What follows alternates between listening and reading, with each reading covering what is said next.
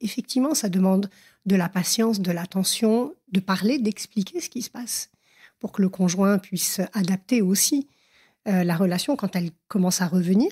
Ça revient quand même, heureusement. Je comprends aisément aujourd'hui pourquoi les couples éclatent pendant, après, parce qu'ils tiennent, et puis à un moment donné, en fait, il n'y a pas de retour à la normale, c'est ça qu'il faut savoir. Pas tout de suite, en tout cas. À ce qui était, en tout cas, la normalité idéalisée d'avant la maladie. Donc, soit on s'adapte, soit on se sépare.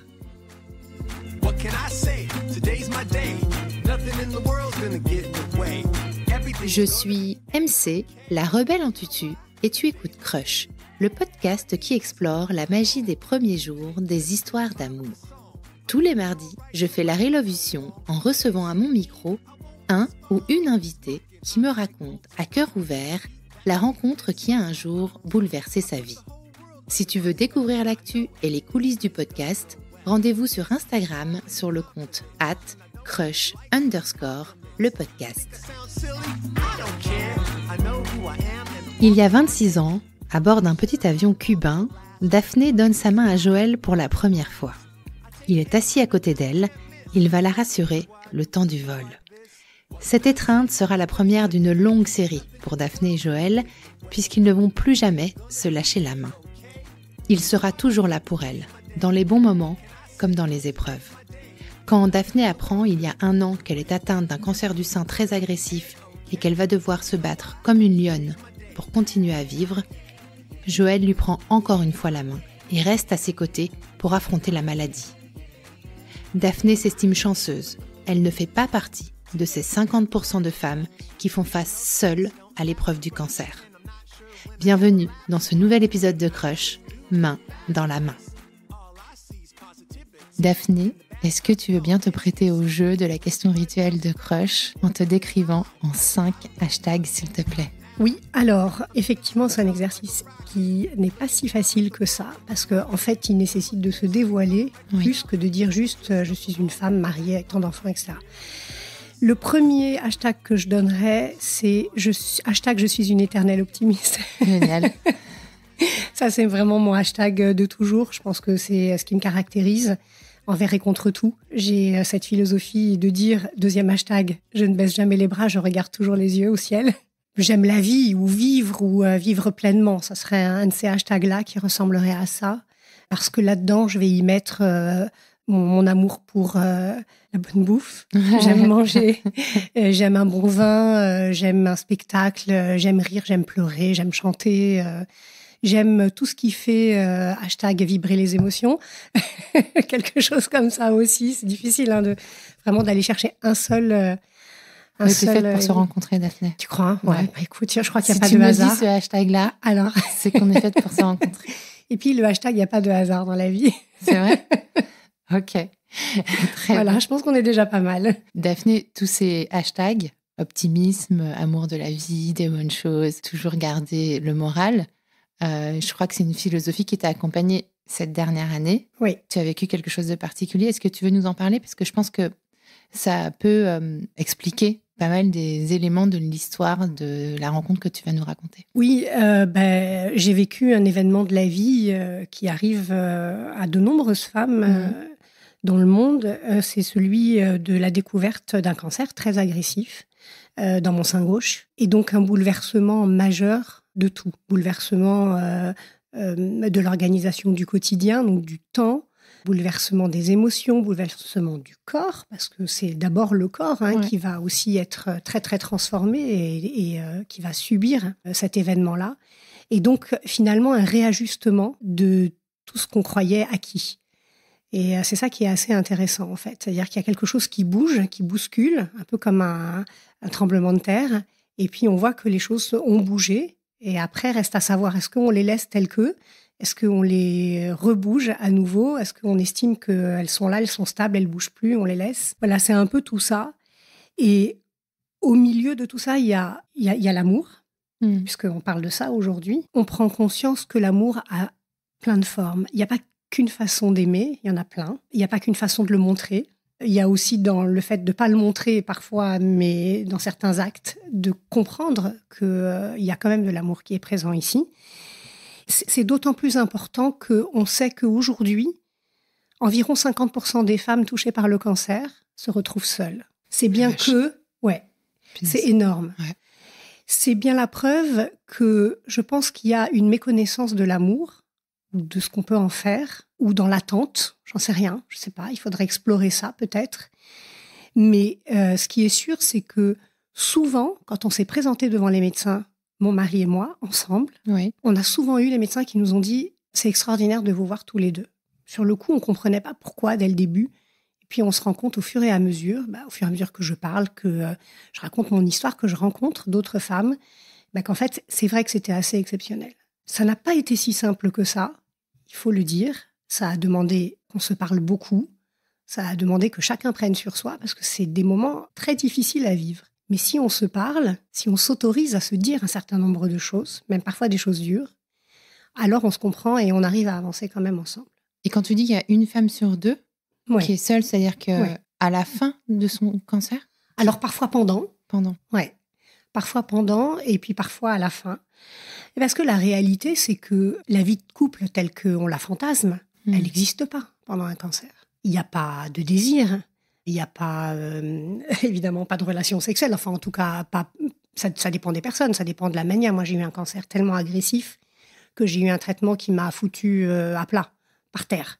C'est un truc, c'est quelqu'un qui vient avec un bâton et qui te pète les jambes. C'est ça, un cancer agressif. Donc, en fait, voilà. Et puis, tu te regardes dans le miroir et tu te dis, mais comment est-ce que je peux continuer à être désirable ? J'ai plus de cheveux, j'ai plus de sourcils, j'ai plus de cils, je suis pâle, j'ai perdu du poids, tout me dégoûte. Mais même l'odeur de ton conjoint, à un moment donné, j'ai ce souvenir des premières fois. Alors, c'est marrant parce que c'est comme quand tu es enceinte, les premières fois que ça te dégoûte, tu as des dégoûts comme ça. Et avec la chimio, c'est la même chose. Et c'est terrible de repousser celui qui vient vers toi. Enfin, je veux dire, il te démontre qu'il est là. Et toi, t'as cette odeur. Et donc, donc voilà. Donc oui, bien sûr que ça bouleverse. C'est dur. C'est dur pour lui, c'est dur pour toi. Donc voilà. Et puis après, il y a pas que la chimio. Hein. J'ai une mastectomie, j'ai un sein en moins. Sûr. Il faut le voir dans le miroir. C'est pas, il y a rien de. Franchement, il n'y a rien de fun dans l'histoire. Non, il n'y a rien de fun, non. Et je ne parle pas de tous les problèmes gynécologiques, des effets secondaires de tous les traitements que j'ai subis. J'en parle très ouvertement parce que je témoigne aujourd'hui sur ces sujets qui sont tabous chez les femmes et chez les hommes. Ça aussi, ça joue dans la relation du couple, en fait. C'est qu'on a des muqueuses qui sont tellement fragiles. Mais les muqueuses, c'est l'intérieur des oreilles, c'est le nez qui saigne, c'est la bouche, c'est la vulve, c'est tout ça. Et donc, en fait, le moindre truc, on est dans un état pas possible. Donc, effectivement, ça demande de la patience, de l'attention, de parler, d'expliquer ce qui se passe pour que le conjoint puisse adapter aussi la relation quand elle commence à revenir. Ça revient quand même, heureusement. Je comprends aisément aujourd'hui pourquoi les couples éclatent pendant, après, parce qu'ils tiennent. Et puis, à un moment donné... En fait, il n'y a pas de retour à la normale, c'est ça qu'il faut savoir. Pas tout de suite, en tout cas. Pas de retour à la réalité d'avant, peut-être. Oui, à la normale, à ce qui était, en tout cas, la normalité idéalisée d'avant la maladie. Ouais. Donc, soit on s'adapte, soit on se sépare. Donc, aujourd'hui, tu vas nous raconter l'histoire de ta rencontre avec ton mari. Mais oui. Qui s'appelle Joël. Oui. Ça me fait très plaisir que tu viennes me la raconter. Tu l'as rencontré il y a 25 ans ? 26 ans. 26 ans. En fait, on est mariés depuis 25 ans. D'accord. On s'est rencontrés en août, il y a 26 ans. D'accord. À Cuba. D'accord. C'est pas rien. Alors, attends, avant de se transporter à Cuba, toi, il y a 26 ans, du coup, tu avais quel âge ? Donc, il y a 26 ans, j'ai 25 ans. Qu'est-ce que tu traverses à ce moment-là ? Je sors d'une rupture amoureuse. OK. D'une relation qui a duré plus de 5 ans, quand même. Ouais. Une histoire sérieuse. Tranquille, ouais. Assez passionnelle. Voilà, j'avais connu avant le coup de foudre. J'avais connu la passion, le coup de foudre, ça j'avais connu. Je suis née le 1er juin. Donc 1er juin 97, je fête mes 25 ans. J'appelle mes copines pour faire un anniv, machin. Personne n'est disponible. Les copains à côté de mon ex, pas forcément, ils sont pas là non plus. Okay. Et là, je me morfonds un tout petit peu. Je me dis, mais alors, en fait, qu'est-ce que je vais faire de ma vie ? C'est à moi de choisir maintenant. Et en fait, c'est ça aussi qui a beaucoup guidé ma vie. C'est pas tant l'événement lui-même que je subis, que je prends en pleine face, c'est ce que j'en fais. Et c'est là où mon éternel optimisme a toujours été avec moi, de mon côté. Et donc, du coup, je me dis, mais je vais pas me laisser morfondre comme ça. Ok, j'ai passé mon anniversaire seule, mais plus jamais. Et donc, je me dis, mais l'été arrive, on est début juin, hein, l'été arrive, qu'est-ce que je vais faire de mes vacances? Je vais quand même pas partir avec mes parents en vacances, no way. Non. Ah non. Et alors, donc, du coup, je sais que à l'époque, ça se faisait, je sais pas si aujourd'hui ça se fait encore, je parle un peu comme une vieille, mais à l'époque, il y avait des séjours à l'étranger organisés pour des célibataires. Ok. De la trentaine, comme ça. Donc, c'était un séjour vraiment organisé pour célibataires. Oui, ça te permet de pas te retrouver au milieu de couple. Après, donc voilà, le deal, c'est d'arriver et d'être célibataire. La réalité, c'est qu'il y en avait qui n'étaient pas célibataires. On s'en est rendu compte après. Ils avaient laissé leur crush à Paris. Mais ils tentaient leur chance ailleurs. Enfin, qu'est-ce que c'était drôle. Ouais. Et ce groupe, j'aimais bien, il s'appelait Parenthèse. Donc, j'aimais bien cette idée de se dire, allez, je m'offre une parenthèse. Le voyagiste s'appelait Parenthèse, ouais, c'est ça? Ouais, il s'appelait Parenthèse. Ça me dit rien. Et donc, je me mets sur ce truc-là et je vois qu'il organise un voyage à Cuba. Je me dis, mais extraordinaire, il faut se remettre 26 ans en arrière, Cuba. Aujourd'hui, c'est beaucoup plus commun d'y aller. Mais à l'époque, c'était encore assez exceptionnel. Et d'ailleurs, il y a plein d'anecdotes très drôles dans ce voyage, mais je me décide, je m'inscris, je dis à mes parents, je pars à Cuba. Mon père, oh là là, c'est pas possible. Mon père pied noir, hein, il faut quand même juste donner ce petit détail qui compte dans l'histoire.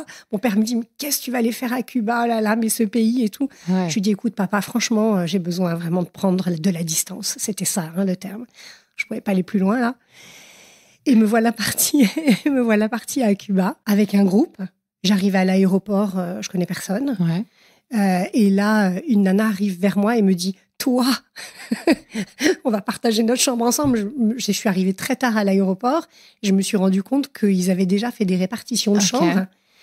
Et elle cherchait quelqu'un et elle m'a vue arriver et elle m'a attrapée. C'est mon amie Ethel, je t'embrasse Ethel si tu écoutes ce podcast. Et elle me dit « Toi », et on ne s'est plus jamais quittés. On est encore amis aujourd'hui. Ethel, c'est vraiment… On a gardé beaucoup d'amis d'ailleurs de cette histoire. Et vous partez? Et on part.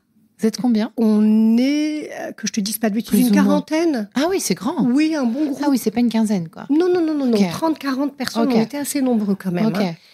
Hein. Donc là, je comprends très vite que je vais faire un tri radical. D'abord, j'avais 25 ans, il y en avait qui avaient 40 ans. Quoi. Pour moi, c'était énorme à l'époque, cette différence d'âge. Ouais. Mais c'est vrai que quand tu pars en voyage, en groupe… Oh la vache. C'est quand même particulier, quoi. Ah ouais. Soit t'accroches pas du tout, et ça peut être très compliqué. Donc, l'histoire, c'est que ça a failli être hyper compliqué avec Joël dans l'histoire. Ah. Mais oui, d'abord parce qu'il est du coup plus âgé que moi. Bon, il a 6 ans de plus. Tu le remarques dans le groupe à l'aéroport? Alors non, pas du tout. À l'aéroport, je remarque personne. À part Ethel qui est venue vraiment vers moi, je le remarque pas du tout. Alors, pas du tout. Je le remarque un peu plus tard parce que ils sont un petit groupe de joueurs de tarot. Mais alors le truc, c'est que du coup, ça a pour effet que ce petit groupe s'isole. Donc, ça a le don de m'agacer, parce que moi, je suis une nana, moi, j'adore la vie de groupe. Moi, je suis une ancienne animatrice de colo, direction de colo. Donc, moi, j'adore la vie de groupe, en réalité. Et là, je vois ce groupe de gens qui jouent au tarot qui s'isolent. Et puis, quelques personnes, quelques groupies qui se mettent autour, qui jouent pas du tout au tarot, mais qui ont compris que si elles veulent être intégrées un peu à un groupe, elles se mettent autour de ces gens qui jouent au tarot. Le truc relou. C'est que des mecs ou pas? Non, pas forcément que des mecs. Bon, il y avait de tout. Donc, en fait, ce groupe-là, elle juste m'agace. Ça commence comme ça, en vérité. Et puis, bon, donc les premiers jours se passent comme ça à Cuba. Et puis, avec Ethel et avec d'autres filles, on se raconte nos histoires. De où on vient, de pourquoi on est là, par quoi on est passé. En fait, un petit peu ce qu'on est en train de faire là. On rit, on pleure dans les chambres. Vous partez combien de temps? Ça dure combien de temps? Oh, ça dure presque 3 semaines, ce voyage. Ouais, vraiment, on a fait tout Cuba de long, large et en travers. Donc, tu te fais des copines? Ouais, je me fais des copines. On rit, on pleure, voilà. Je me fais aussi quelques copains. Je vais te dire pourquoi rapidement. C'est qu'en fait, on a fait 2 escales pour arriver à Cuba. À l'époque, c'était comme ça. Et ma valise n'arrive pas à Cuba. On est la moitié du groupe. Évidemment, ça tombe sur moi. Comment te dire, Ethel fait un 36 et je fais à l'époque un 44-46. Elle me dit, si tu veux, je peux te prêter des trucs. Je dis, ce sera gentil, mais ça va être très, très compliqué. Et sur le coup, je me dis, mais c'est pas grave, de toute façon, il fait beau. Mes sous-vêtements, je les lave le soir, le lendemain, ils seront propres. Je peux attendre quelques jours. C'est pas non plus... c'était sans compter sur le taux d'humidité à Cuba, qui fait que le premier soir, quand j'ai lavé ma culotte et mon soutien-gorge, le lendemain, il n'était pas sec. Ah, putain. Tu as passé 3 semaines avec des sous-vêtements mouillés? Non. Alors non. Donc en fait, j'ai enfilé ma tenue sans culotte, sans soutien-gorge. C'était pas triste l'histoire. Et donc j'ai cherché dans le groupe des filles ou des garçons qui eux avaient leur valise, qui pourraient me prêter au moins un caleçon, un t-shirt, enfin quelque chose quoi. Et donc, chez les filles, j'ai pas vraiment trouvé. Celles qui faisaient à peu près mon gabarit n'avaient pas de chance non plus. Elles n'avaient pas eu leur bagage. Et il y avait un des garçons qui avait son bagage qui était à peu près dans mon gabarit, qui m'a prêté quelques affaires. Okay. J'ai commencé comme ça les premiers jours du séjour. C'était pas triste. Bref. Des anecdotes, j'en ai plein des comme ça. Moi, ton caleçon. Tu peux, je lui ai dit, toi, on se connaît pas. Ta valise. Il me dit, oui, tu peux me prêter un ou deux caleçons, s'il te plaît, je suis en galère. Voilà. C'est comme ça que mon séjour a commencé à Cuba. Alors, il y a de quoi, mais c'est très très bon pour justement laisser derrière soi ses bagages, c'est le cas de le dire en fait. La symbolique, elle est excellente dans cette histoire-là. Ce séjour à Cuba a commencé comme ça. Et puis bon, on a fait quelques visites. Il faut savoir que quelques jours avant notre départ à Cuba, il y avait eu dans les informations un accident d'avion à Cuba qui s'était écrasé. Et donc, l'organisateur nous dit, on va prendre un vol interne pour aller du nord au sud, du sud au nord, je ne me rappelle pas du pays. Donc, voilà, donc demain matin, on prend l'avion et tout ça. Bon, moi, je n'étais pas très rassurée quand même. Je comprends. Et on arrive et on monte dans cet avion. L'avion, les ceintures n'attachaient pas, il y avait quelques sièges qui bougeaient. C'était tout écrit en russe à l'époque, évidemment. C'était un pays qui sortait à peine du communisme, quoi. Et donc, du coup, on se regarde tous, on n'est pas du tout rassurés. Et là, le vol démarre. Je suis assise à côté de Joël. C'est là que ça commence, l'histoire, en fait. C'est intéressant parce que, en fait, donc, on entend des bruits dans l'avion. Cet avion fait un boucan du tonnerre. Oui. C'est un tout petit truc. C'est un avion à hélice. Ouais, exactement, l'avion à hélice. Et là, le pilote sort de la cabine avec une grande moustache, très sympathique. Et moi, je lui dis, non, retourne dans la cabine. Je lui dis, j'ai trop peur, tu peux pas rester comme ça. Et puis, on a commencé. Vuélvete al cockpit, alors, por favor. Je ne parlais pas un mot d'espagnol, mais je crois qu'il a quand même compris en français. J'ai le don pour me faire comprendre. Et donc, mais j'étais vraiment à un moment, je sais pas, ces bruits, le fait que ma ceinture n'attache pas, les sièges qui bougent comme ça, je sais pas, j'étais pas tranquille, quoi. Bon. Normal. Alors, Joël, tu verras les hashtags de la fin, parce que hashtag rationnel par définition. Okay. Il me rassure, machin, ne t'inquiète pas, machin, nana, il me tient la main. Mais juste vraiment pour me rassurer, le gars vraiment tranquille, simple, quoi. Bon. Et là, en fait, on commence à discuter, parce que pour me changer un peu les idées de cette peur que j'avais, on a commencé à parler. Et on s'est retrouvés, en fait, pourquoi on a pris cet avion, c'était pour arriver à visiter le village de Trinidad, à Cuba, qui est hyper joli, qui se visite à calèche, à pied et en calèche. Et c'est au cours de cette visite de cette ville-là que on s'est parlé, en fait. Il est sorti de ce groupe, de ces cartes de tarot, et puis on a commencé à se parler, et on s'est rendu compte, vraiment, mais comme quoi la vie, le hasard, il n'y en a pas, c'est impossible, on s'est rendu compte qu'en fait, on connaissait les mêmes endroits. Parfois, certaines personnes, pas par relation, avec juste 6 ans d'écart. Donc, en fait... Parce que lui avait 6 ans de plus. Lui, il avait 6 ans de plus. Il a toujours 6 ans de plus. Il a toujours...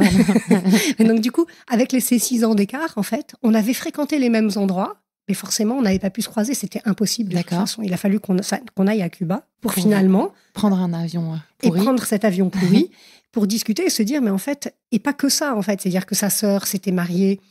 Elle avait eu un fils. Moi, mon fils, c'était... Mon frère, s'était marié 1 mois avant elle et avait eu sa fille aussi à 1 mois d'écart. Et du coup, on avait exactement, finalement, la même vie avec ces 6 ans d'écart. Et ça s'arrête pas là, en fait, l'histoire. Donc déjà, le fait de découvrir qu'on a des points communs, des attentes identiques, je sais pas pourquoi on a parlé, mais vraiment toute la journée. Ce jour-là, c'était... Une connexion immédiate. Ouais, mais une connexion juste...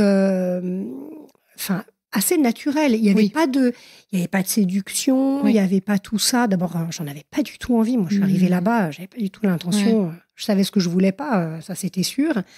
Donc, il y a une connexion qui s'est faite, mais on peut pas parler tout de suite d'amour, de passion, de coup de foudre, tout ça. Pas du tout, pas du tout. Juste une évidence. L'évidence que on avait encore beaucoup de choses à se dire.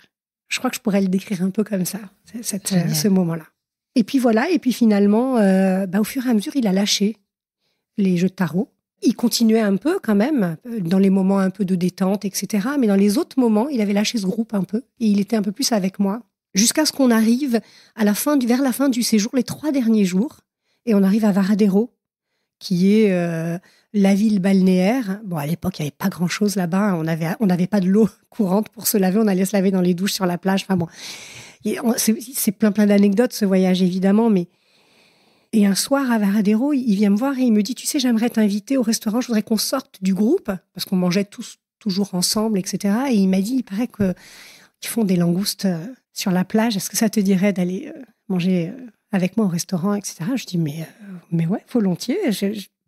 Évidemment, je dois dire que pendant les jours qui ont suivi, l'étape entre Trinidad et Varadero, on a continué à se parler, à se raconter un petit peu, très pudiquement en fait. On ne s'est pas raconté tellement de choses de notre passé, de ce avec quoi on était arrivé, juste pourquoi on était là, qu'on avait envie de voir autre chose. Et donc, on a fait ce restaurant. J'ai mangé la première et la dernière langouste flambée. Yes. Au rhum, flambée au rhum. Wow. Ensuite, on est allé se balader après le restaurant. On s'est retrouvé dans un jardin, un très très beau jardin. Et on a tellement oublié le temps et même l'espace, il n'y avait plus de notion d'espace-temps, qu'on s'est retrouvé enfermé dans le jardin par le gardien qui est venu nous chercher en nous disant « mais c'est fermé les gars !» Et nous, on était juste assis là sur un banc un peu... Et dans votre monde, dans notre monde, dans une bulle, ouais, exactement. Et donc, il nous a sortis de cette bulle et on s'est retrouvés du coup sur la plage à marcher, continuer à marcher. On n'avait pas du tout envie de rentrer dans nos chambres. Il m'a ramené à ma chambre. Alors, j'ai honte, mais j'ai un doute. Je ne sais plus s'il m'a embrassé sur la plage ou s'il m'a embrassé à ce moment-là, au moment où il m'a laissé devant la porte de la chambre. Je ne me rappelle pas. Je crois que c'était sur la plage quand même. Jojo, si tu m'entends, que tu reviennes me le dire. Et on lui demandera son avis. On lui demandera.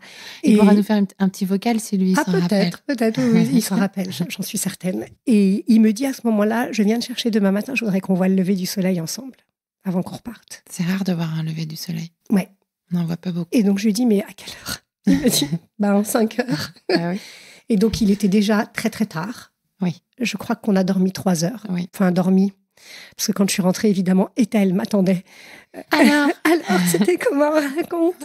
Donc, je crois qu'on a passé les 3 heures à débriefer. Et à 5 heures, j'ai entendu toquer tout doucement à la porte. Et j'ai entrebâillé la porte et je revois ses yeux bleus dans l'entrebâillement de la porte. Et il m'a dit, t'es prête?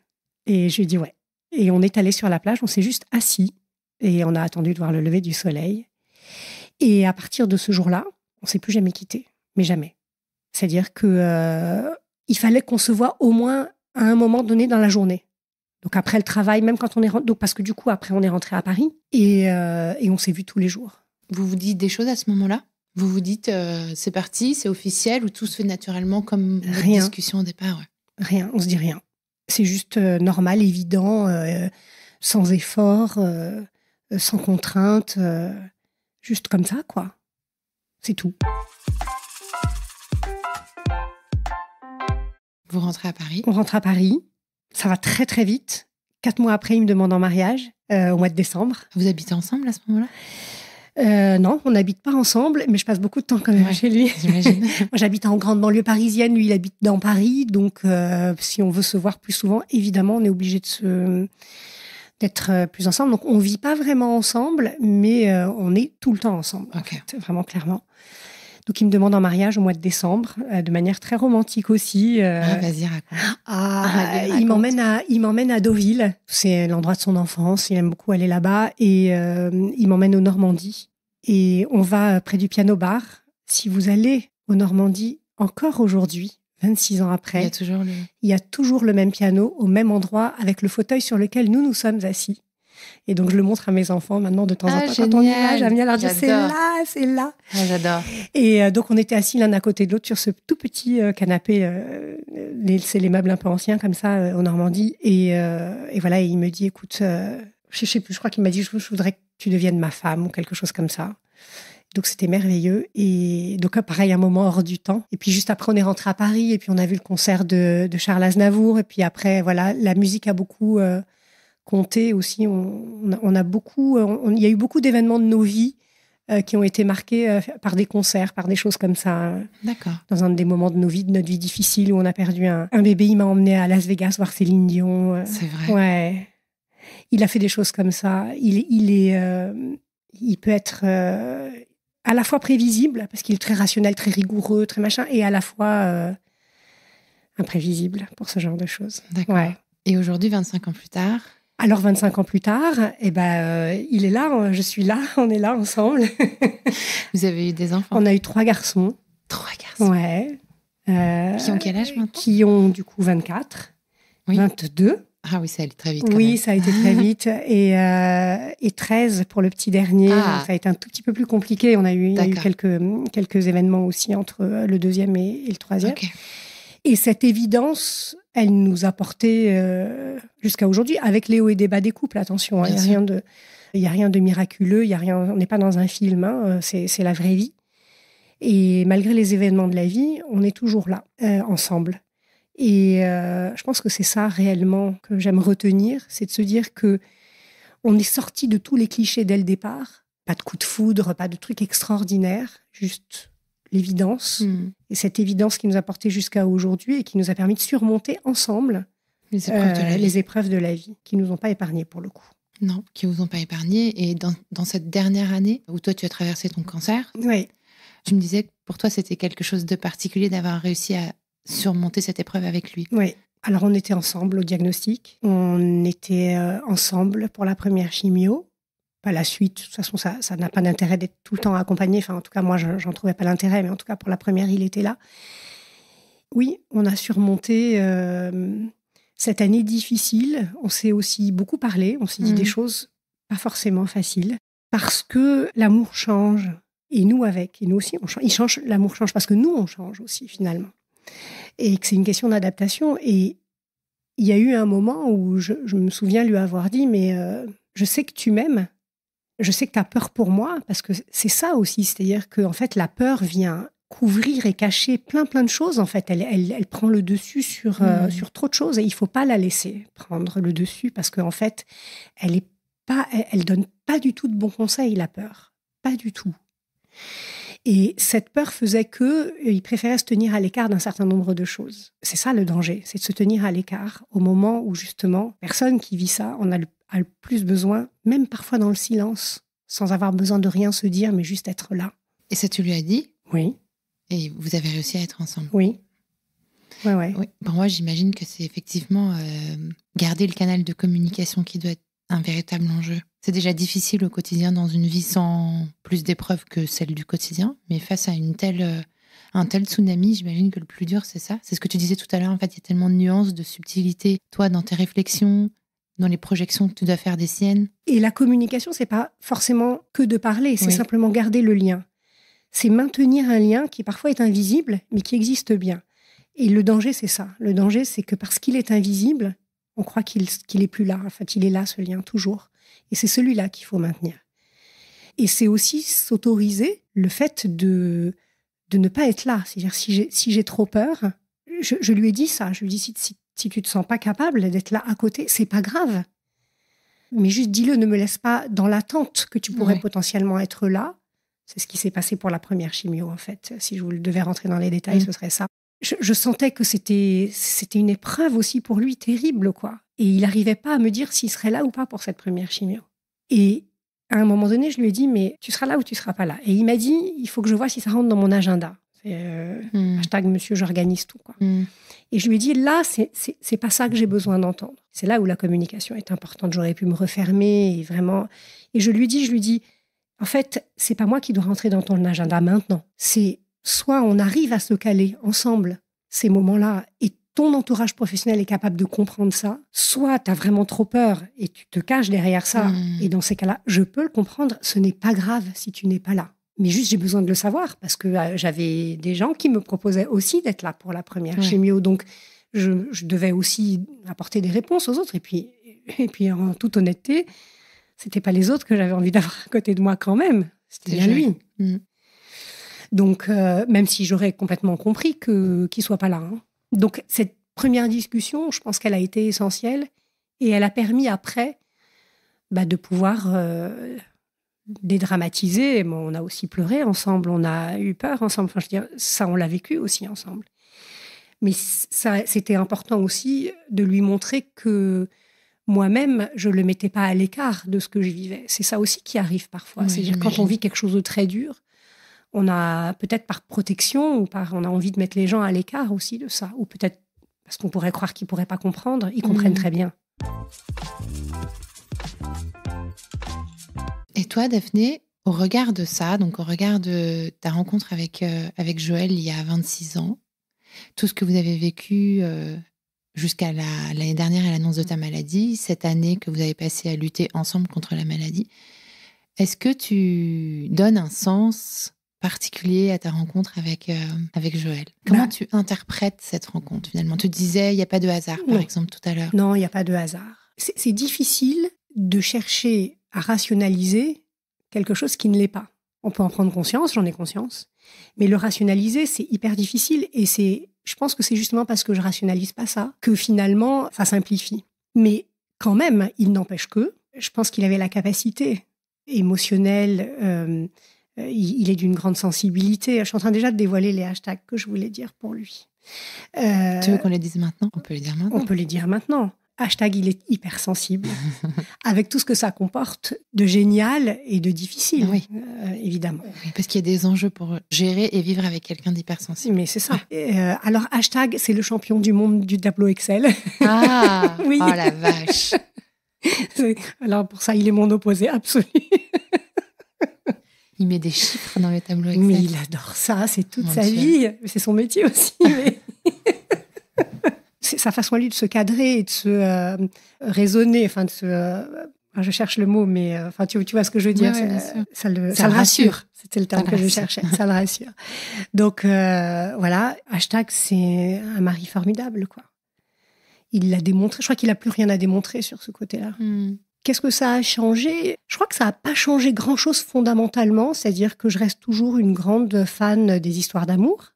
Oui. Parce que je regarde toujours, moi, les histoires, les feuilletons, j'adore ça, les feuilletons d'amour. Qu'est-ce que tu as regardé dernièrement? Je suis une comédie romantique Mais c'est ça. Attends, parce que moi, tu sais, maintenant, je suis connectée à Netflix et tout ça, donc je regarde tous les trucs. Donc, j'en ai vu une très rigolote, une série péruvienne. Ah ouais? Ouais, trop sympa. Une telenovela, quoi. Ouais, j'adore. C'est quoi? Très sympa. Je me rappelle plus du nom. Alors, je me souviens plus du nom. Et ça fait partie des effets secondaires des traitements que j'ai eus. J'ai quelques troubles cognitifs, dont la perte de la mémoire, mais c'est de la mémoire très courte, comme ça. Non, mais moi, je vais aller taper la série péruvienne. Tu vas voir. Elle est toute rousse, elle est marrante, l'histoire est très drôle. Bah, ce que j'aime dans ces histoires-là, c'est là-dedans que je me reconnais, en fait. Oui. Et quelle que soit la tête du mec dans la série, dans le film, je pourrais y mettre mon Jojo, ce serait pareil. Parce que quand tu regardes les histoires, en fait, qu'est-ce qu'on aime dans ces histoires? C'est que c'est la madame tout le monde, que je suis, madame tout le monde après tout, qui cadre sa vie, tu vois, qui est une bonne citoyenne, une bonne employée d'entreprise. Moi, j'avais un super job, tu vois, tout cadré, machin, bonne mère de famille qui sait tout gérer, qui est extraordinaire, nanana. Bon, dans les séries, en l'occurrence, elles sont pas mères de famille, mais elles sont célibataires, ou alors elles viennent d'avoir une rupture amoureuse qu'il aimait, Et en fait, elle se laisse juste porter par la vie. Il y a des événements, mais en fait, on voit toujours dans ces feuilletons-là, dans ces films-là, que c'est ce qu'elles font de l'événement qui va changer les choses. Et elles ne sont pas victimes, elles subissent pas l'événement, d'un coup, elles le prennent en main. Et ce qu'elles en font fait qu'elles vont trouver l'amour, leur voie, etc. Et ben en fait, c'est ça. Tu vois, on était tous les deux célibataires, on fait le choix de Cuba, on ne sait pas pourquoi, on se retrouve là, on se découvre. Et puis, c'est pas ce qui nous a amenés là qui était important, c'est ce qu'on en a fait. Est-ce que pour toi, c'est pas ça la définition de l'optimisme? Mais à 1000%, mais évidemment que oui. J'ai beaucoup de témoignages aujourd'hui, parce que je témoigne de mon histoire aujourd'hui. Et j'ai beaucoup de témoignages de personnes qui me disent « Mais je ne sais même pas moi comment j'aurais fait si on m'avait annoncé ça », ou le médecin te dit « Madame, chaque jour compte ». Enfin, c'est quand même des choses hyper importantes. Mais alors, qu'est-ce que tu fais? Qu'est-ce que tu décides de faire, alors, finalement? Et si tu décides juste de vivre, et j'ai toujours dit à tout le monde « Mais il n'y aura pas une autre option que celle de vivre ». C'est ce que j'ai dit aussi quand je l'ai annoncé à mon entourage, à mes amis. Je leur ai dit, je veux pas de pitié, je veux pas d'apitoiement, en tout cas, sur mon sort. C'est bon, ça, on sait faire, c'est très facile à faire, ça. Ouais. Je leur ai dit, ce que je veux juste, c'est qu'on continue à être intégrés dans vos vies, dans ce qui constitue la vie. Les fêtes, les trucs, etc. Si je peux pas me déplacer, bon, c'est pas grave, mais au moins, je sais que je suis inclus dans ce qui constitue la vie.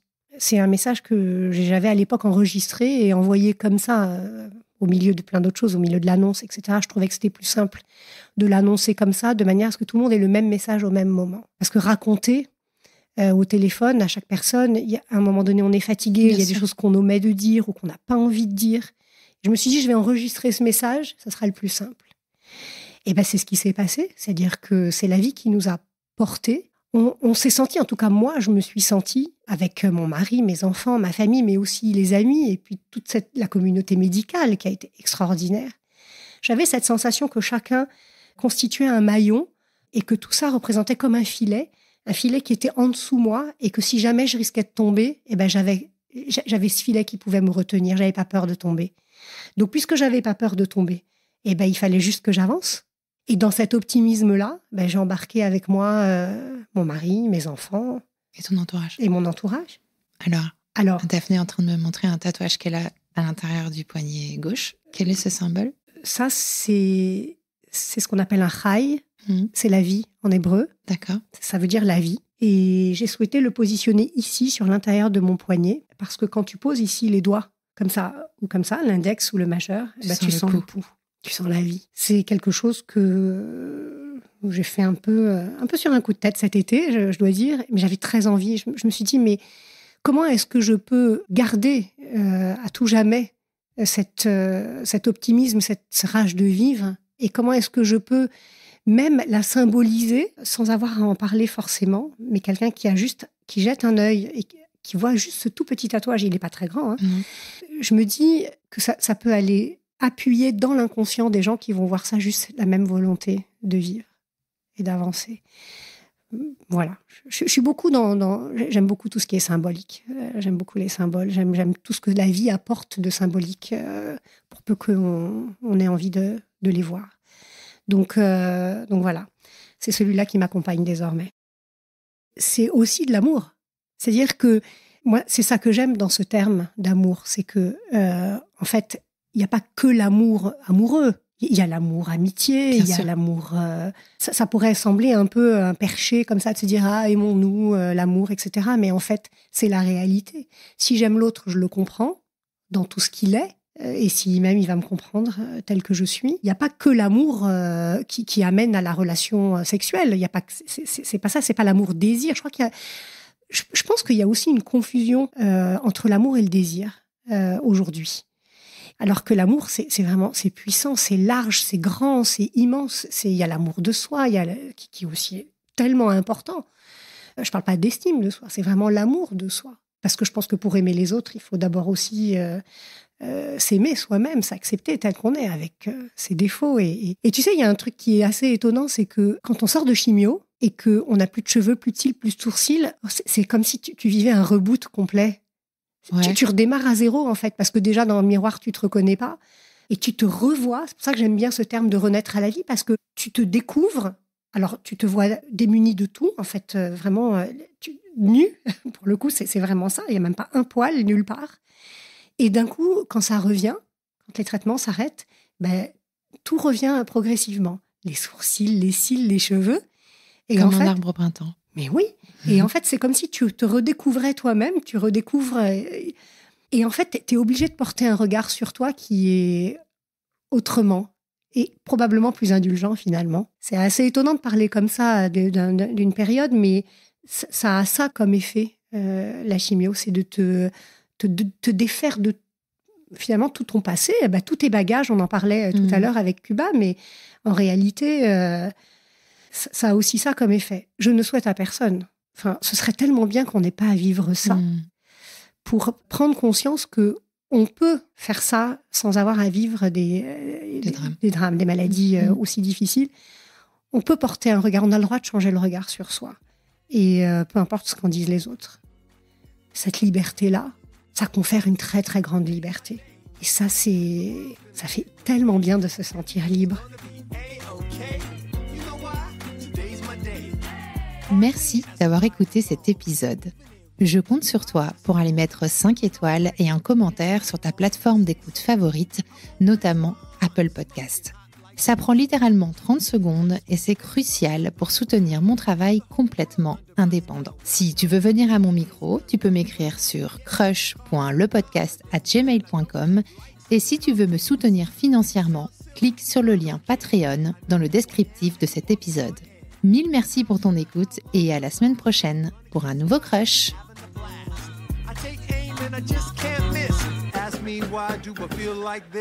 What can I say? Today's my day. Nothing in the world's gonna get in the way. Everything's gonna be